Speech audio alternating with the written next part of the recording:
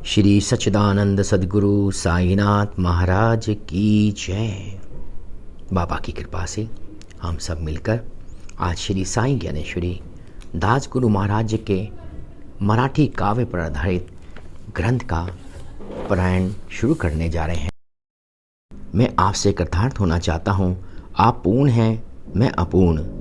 आप अपनी पावन धारा से मेरी कमियों को पखारें एवं मेरी रिक्तता को अपनी कृपा वृष्टि से पूर्ण करें। मैं ग्रंथबद्ध होकर अपने को आपके श्री चरणों में समर्पित करता हूँ। ये ग्रंथ जो आपकी ही रचना है, इसका पारायण शुभ आरंभ करता हूँ। जैसा कि हिंदू संस्कृति में रिवाज है कि सबसे पहले कोई भी शुभ कार्य करने से पहले सबसे पहले हम गणेश जी की वंदना करते हैं और उसके बाद माँ सरस्वती की और अपने गुरु की। आइए हम श्री गणेश जी की वंदना करते हुए गणेश जी को आह्वान करते हैं और कहते हैं, ओ गणपति, आप समस्त गणों के प्रथम ईश हैं। आपको सभी प्रथम देव कहते हैं, श्री गणेश कहते हैं। सभी शास्त्रों में सर्वप्रथम आपको याद करते हैं, आपकी वंदना करते हैं। आप भगवान शिव के दिव्य ललाट पर चंद्रमा की तरह विराजमान एवं सुशोभित हैं। आप मंगलकारी हैं। मैं सर्वप्रथम आपकी वंदना करता हूँ।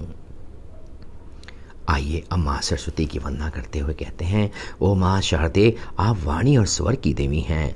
आप शब्दों की सृष्टि करती हैं। आपके अस्तित्व से ही मौन संसार मुखर होता है और उससे संसार का व्यवहार संचालित होता है। आप मेरे मानस में शब्दों का संचार करें ताकि ये मैं पारायण कर सकूं, भक्तिपूर्ण पारायण कर सकूं। मैं आपके चरण कमलों की वंदना करता हूं। आइए उसके बाद में अपने गुरु के चरणों में हम प्रणाम करते हुए कहते हैं, हे साईनाथ, आप इस जगत के सूत्रधार हैं। आप संपूर्ण जगत में सर्वव्याप्त हैं। आप समस्त शास्त्रों के विचार हैं। आप सभी ग्रंथों में ज्ञान के रूप में विराजमान हैं। आप अपने स्वरूप की एक झलक दिखाकर मुझे भी उपकृत करें ताकि आपके गुणों का कुछ गुणगान मैं भी कर सकूं। मैं आपके चरणों की वंदना करते हुए इस ग्रंथ का पारायण भक्ति पूर्ण करने जा रहा हूँ। ये आपकी ही रचना है। आप ही मेरी सहायता कर मुझसे ये अपना कार्य पूर्ण करवाएं। हे साईनाथ, आप नीलकंठ के समान हैं और इस कार्य के अंतराल में कहीं भी समस्याओं का हलाहल अवरोध बनकर सामने आए तो आप नीलकंठ के रूप में उस हलाहल का स्वयं उपशमन करें ताकि आपका कार्य निर्विघ्न पूर्ण हो सके। बोलिए श्री सच्चिदानंद सद्गुरु साईनाथ महाराज की जय। छठवां पार्ट आज हम करने वाले हैं, जिसमें दिव्य ज्ञान का फर्स्ट भाग आज हम करेंगे। अपने दोनों हाथ जोड़कर चांदोरकर ने श्री साईं की प्रणतिपूर्वक त्रिविध वंदना की और कहा, हे नाना, मैं पहले कभी आपसे एक प्रश्न पूछा था। आपने उसका उत्तर उस समय नहीं दिया था। हे सद्गुरु, क्या आप हमसे नाराज हैं? क्या हमसे कोई अभिनय हो गया है? आप हम पर कृपा करें और हमें बताएं कि ईश्वर कौन है, वह कैसा है और वह कहाँ रहता है। श्री साईं ने कहा, हे नाना, मेरे मन में किसी के प्रति कोई नाराज़गी राग द्वेष नहीं है। तुम सब तो मेरे बच्चे हो। क्या मैं तुमसे कभी नाराज़ हो सकता हूँ? हे नाना, तुमने जो प्रश्न पूछा है वह अत्यंत गूढ़ है। जिज्ञासा का समाधान जानने के लिए अपने चित्त को सर्वप्रथम स्थिर करो। 4 साधनों के बारे में मैं तुम्हें एक एक करके बताऊंगा। पहला साधन विवेक है। नित्य और अनित्य, शाश्वत और अशाश्वत को जानना विवेक है। दूसरा साधन वैराग्य है। तीसरा साधन है सम दम आदि 6 गुण। चौथा साधन है मुमुक्षुत्व। नित्य और अनित्य को ठीक तरह से समझना, यानी ईश्वर नित्य है और जगत अनित्य है, इसकी व्याख्या जानना ही विवेक है। ईश्वर सत्य और शाश्वत है, जगत मिथ्या और अशाश्वत है। मन में इस भावना को आत्मसात करना ही विवेक है। यह विषय अत्यंत गूढ़ है, जिसे सघन ज्ञान एवं लंबे अनुभव के बाद समझा जा सकता है। कुछ लोग कहते हैं कि हमने नित्य और अनित्य को ठीक से जान लिया है उनका ऐसा दावा करना गलत है। वे ऐसा कहकर झूठा दंभ भरते हैं। ईश्वर नित्य है और जगत मिथ्या। केवल यह कह देना पर्याप्त नहीं, केवल इसे स्वीकार करना पर्याप्त नहीं, बल्कि इसे आत्मा के धरातल पर अनुभव करना आवश्यक है। तभी हमें नित्य और अनित्य का विवेक हो सकता है। कोई व्यक्ति तीर्थ यात्रा करता है, बार बार पंढरपुर के चक्कर लगाता है, परंतु इससे वह विवेकी नहीं बन जाता। कारण कि यात्रा की फेरी लगा लेने से ईश्वर कौन है, ईश्वर कैसा है, ईश्वर कहाँ रहता है, इसकी उसे जानकारी नहीं हो सकती। व्यक्ति ने तीर्थ यात्रा की तो परंतु उसके हृदय में नित्य या ईश्वर के प्रति श्रद्धा नहीं है। उसने तो यात्रा केवल इस ख्याल से की कि उसे समाज में मान सम्मान मिलेगा। उसने यात्रा की फेरी तो कई बार लगाई, परंतु नित्य को जानने हेतु उसने सही मायने में प्रयास नहीं किया। कोई व्यक्ति अनेक शास्त्रों एवं ग्रंथों का पठन पाठन कई बार कर लेता है, उसे जीवन में नहीं उतारता, अपने अंतर को शुद्ध नहीं करता और नित्य अनित्य का जनता को उपदेश देता है, तो उसे ज्ञान रूपी सरोवर का मेढक मानना चाहिए। जो अज्ञान का झूठा दंभ करके यत्र तत्र उछलता कूदता है, वह समझता है कि मैं ज्ञान की सुवास फैला रहा हूँ, परंतु सच्चाई यह है कि वह कीचड़ के सरोवर में फुदक फुदक कर अपने पैरों से सर्वत्र कीचड़ उछालता फिरता है। जो दूसरों की निंदा और अपनी बड़ाई करता है, वह कभी भी ज्ञान प्राप्त नहीं कर सकता, वह कभी विवेकी नहीं बन सकता और ब्रह्म ज्ञान के लिए तो वह सर्वथा ही अयोग्य है।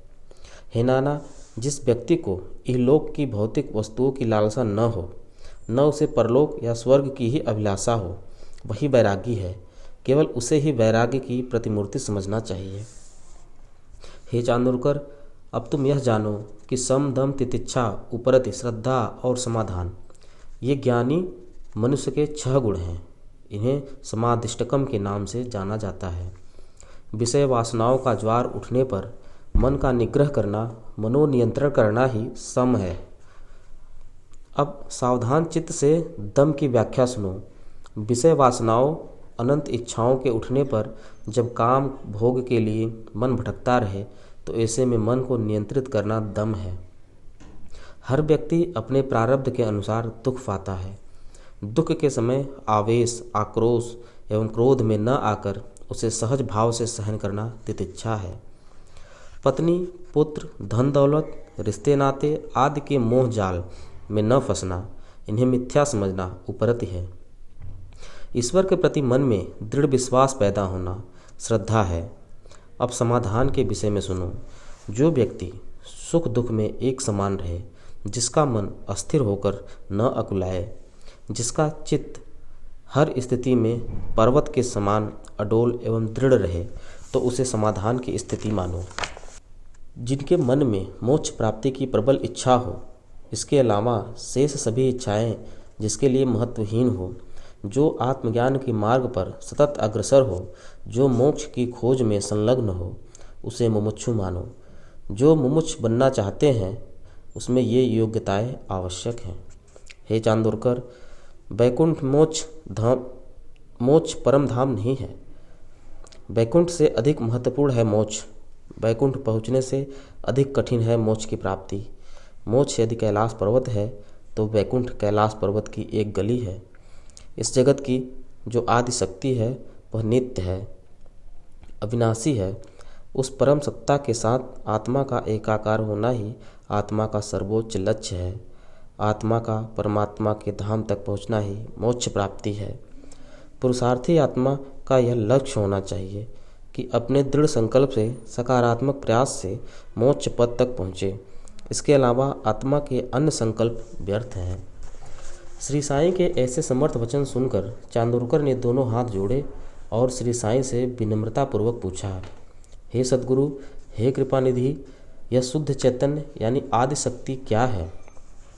श्री साईं ने कहा, हे चांदोरकर, जो जगत का आधार है, जो चर अचर सब में व्याप्त है, जिसने अखिल ब्रह्मांड को ढक रखा है, अंततो गत्वा जिसमें यह जगत लय हो जाता है, वह जो संपूर्ण सृष्टि का आदि मूल है, वही परम उज्ज्वल शुद्ध विशुद्ध चैतन्य ईश्वर है, वही सत्य है। यह संसार जो तुम्हें खुली आंखों से प्रत्यक्ष दिखाई दे रहा है, यह सत्य नहीं, मिथ्या है। इसे महज एक भ्रम समझो। हे चांदोरकर, वह चैतन्य ऐसा है, उसका यह स्वरूप है। शायद इस भास्वर शक्ति के अस्तित्व पर तुम्हें सहज ही विश्वास न हो, तुम्हें आश्चर्य हो, परंतु इस विराट शक्ति का अनुभव हम सभी हर क्षण किसी न किसी रूप में करते हैं। इस ब्रह्मांड में ऐसा कोई स्थान नहीं जहाँ वह न हो। चैतन्य व्यापक है, सर्वत्र व्याप्त है। वह कहाँ नहीं, एक वही ऐसा है जिसे कोई खोज न पाया। उसे खोजना अत्यंत कठिन है। हे पुत्र चांदोरकर, उसका कोई नाम, रंग, रूप, आकार नहीं, फिर भी वह कुछ तो है, अतः उसका नाम चैतन्य रख दिया गया। जिस प्रकार से हवा का रंग रूप नहीं, जब वह बहती है तो हमें उसका अनुभव होता है, वैसे ही यह चैतन्य है। इसे कभी मत भूलो, इसकी कभी उपेक्षा मत करो। वह जो चैतन्य है वही ब्रह्म यानी परमेश्वर है, वही उपासना करने योग्य है। इस संसार में जो व्यक्ति उसकी उपासना करता है उसे ब्रह्मवेत्ता कहते हैं। वह जो चैतन्य है वह इतना विस्तृत, असीम है कि उसके भीतर करोड़ों वृक्ष, करोड़ों मनुष्य, करोड़ों जीव, करोड़ों जंतु यानी सारा संसार ही समाया हुआ है। इस संसार में जो कुछ भी तुम देख रहे हो, जो कुछ भी तुम ज्ञात कर रहे हो, जो कुछ भी तुम महसूस कर रहे हो, उन सब का मूल कारण वह है। हे नाना, उस चैतन्य की मैं तुम्हारे सामने कितनी व्याख्या करूं? वह वर्णनातीत है, अनिर्वचनीय है। वह चैतन्य सर्वव्यापक है। वह चैतन्य क्लेश रहित यानी पूर्णतः निर्दोष एवं विशुद्ध है। वही सत्य रूप, ज्ञान रूप एवं आनंद रूप सच्चिदानंद है। हम सभी जो प्राणी हैं, हम सभी उससे भिन्न, पृथक एवं जुदा नहीं हैं। उसी का सूक्ष्म अंश हम सभी हैं। वही परम और व्यापक चैतन्य ब्रह्म यानी ईश्वर के नाम से जाना जाता है। नाना ने दोनों हाथ जोड़कर श्री साईं से कहा, हे सद्गुरु श्री साईनाथ, आप बता रहे हैं कि ब्रह्म ईश्वर सर्वव्यापक है, दोष मुक्त या पूर्णतः विशुद्ध है, आनंद स्वरूप है, वह सभी में स्थित विद्यमान है। यह सब मैं भली भांत समझ नहीं पा रहा हूँ। आप मुझे यह गूढ़ तत्वज्ञान अच्छी तरह से समझाएं और मेरी शंका को निरस्त करें। चांदोरकर ने कहा, हे सद्गुरु, आप बताते हैं कि चैतन्य का अंश ही प्राणियों में है, चैतन्य का गुण भी प्राणियों में है। चैतन्य तो दोष मुक्त एवं निर्मल है, परंतु इस संसार के अधिकांश प्राणी दोष, रोग, शोक, क्लेश व विकार से भरे हुए हैं। फिर चैतन्य का गुण उनमें कहाँ है? जो जन्म से अंधा हो वह लावण्य को भला कैसे देख सकता है? संसारी प्राणी इस संसार की मिथ्या वस्तुओं को देखते देखते अंधे हो गए हैं। उन्हें चैतन्य ईश्वर का सत्य भला कैसे दिखाई दे सकता है? आप आत्मा को चैतन्य परमेश्वर का अंश कहते हैं, उनके एकत्व की बात कहते हैं, परंतु मुझे तो संसारी प्राणियों में चैतन्य के गुण बिल्कुल ही दिखाई नहीं पड़ते। ऐसा लगता है कि संसारी प्राणियों में चैतन्य के गुण ही नष्ट हो गए हैं। चैतन्य का अंश ही आत्मा है, तो सारी आत्माएं एक जैसी होनी चाहिए, परंतु यहाँ तो हर आत्मा मुझे भिन्न भिन्न जान पड़ती है। सबके अलग अलग गुण मुझे यहाँ ज्ञात हो रहे हैं। इस संसार में हर आत्मा का अलग अलग तरह का सुख दुख है। यह सुख दुख कमोबेश सबका निजी है, जो किसी दूसरे के साथ मेल नहीं खाता।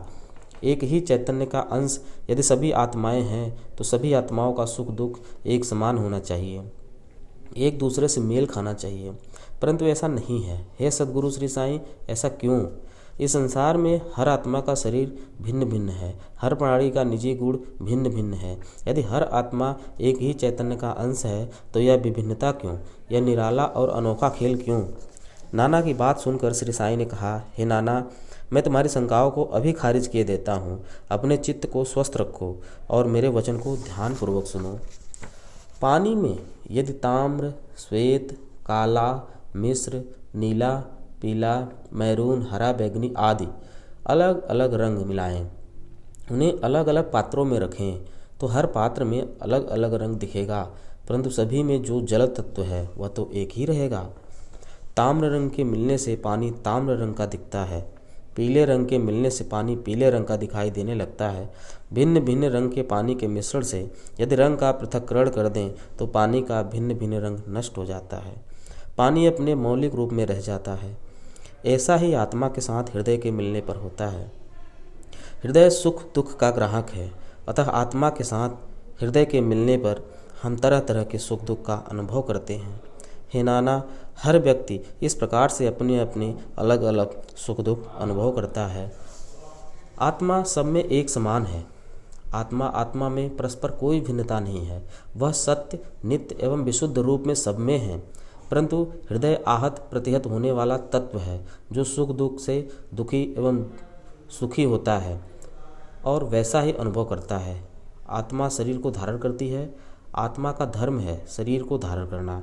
अतः संसारी जीव जिन सुख दुखों को प्राप्त करते हैं, उसका अनुभव वे हृदय के धरातल पर करते हैं।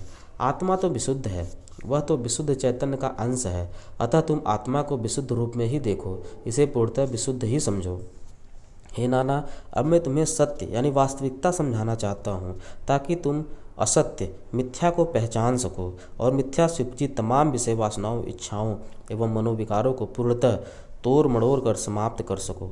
चैतन्य की त्रिगुणात्मक शक्ति है, पारमार्थिक, व्यवहारिक और प्रतिभासिक।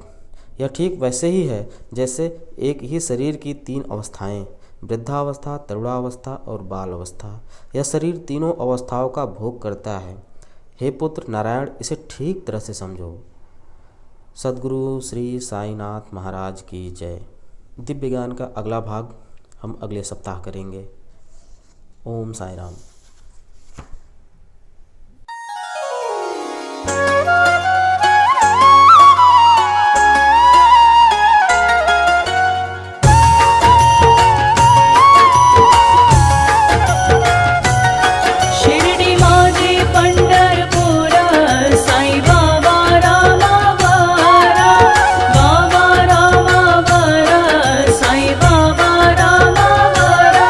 शुद्ध भक्ति चंद्र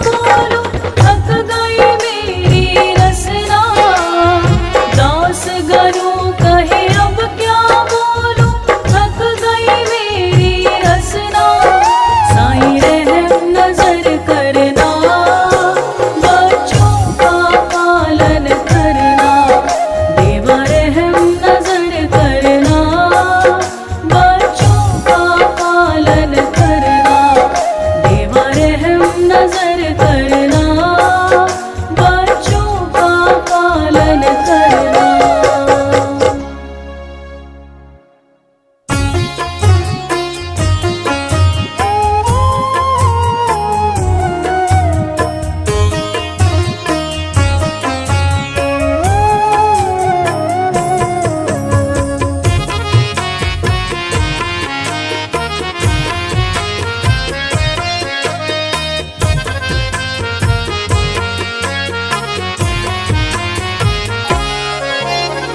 रहम नजर करो अब मोरे साईं, तुम बिन नहीं मुझे माँ बाप भाई। रहम नजर करो अब मोरे साईं, तुम बिन नहीं मुझे माँ बाप भाई। रहम नजर करो।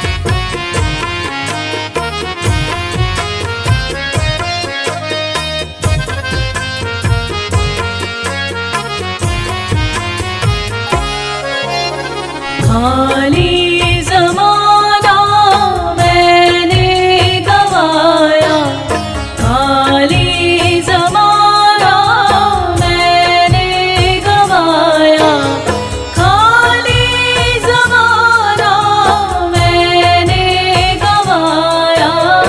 साथी आखिरकार, साथी आखिरकार, साथी आखिरकार किया न कोई।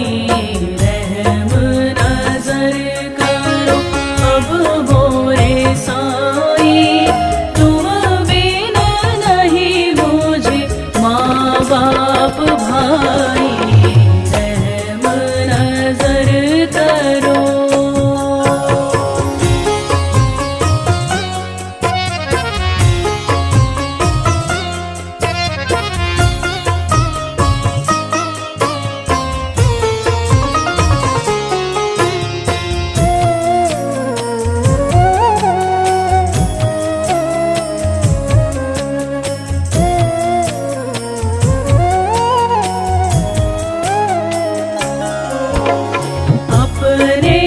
मस्जिद का झाड़ू गलू है, अपने मस्जिद का झाड़ू गलू है, अपने मस्जिद का झाड़ू गलू है।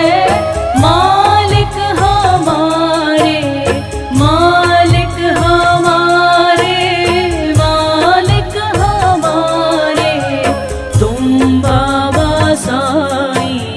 रहम नजर करो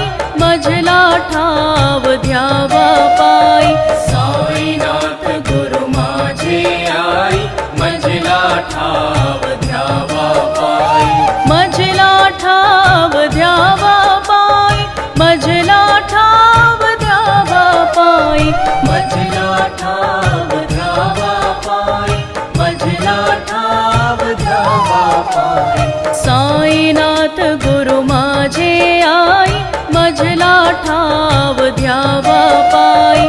साईनाथ गुरु माझे आई, मंजिला ठाव ध्यावा पाई। दत्तराज गुरु माझे आई, मझला ठाव ध्यावा पाई। दत्तराज गुरु माझे आई, मंजिला ठाव ध्यावा पाई। साईनाथ गुरु माझे आई, मझला ठाव ध्यावा पाई। साईनाथ गुरु माझे आई, मंजिला ठाव ध्यावा पाई। मझला ठाव ध्यावा पाई, मझला ठाव ध्यावा पाई। मंजिला ठाव ध्यावा पाई, मंजिला ठाव ध्यावा पाई। साईनाथ गुरु माझे आई, मझला ठाव ध्यावा पाई।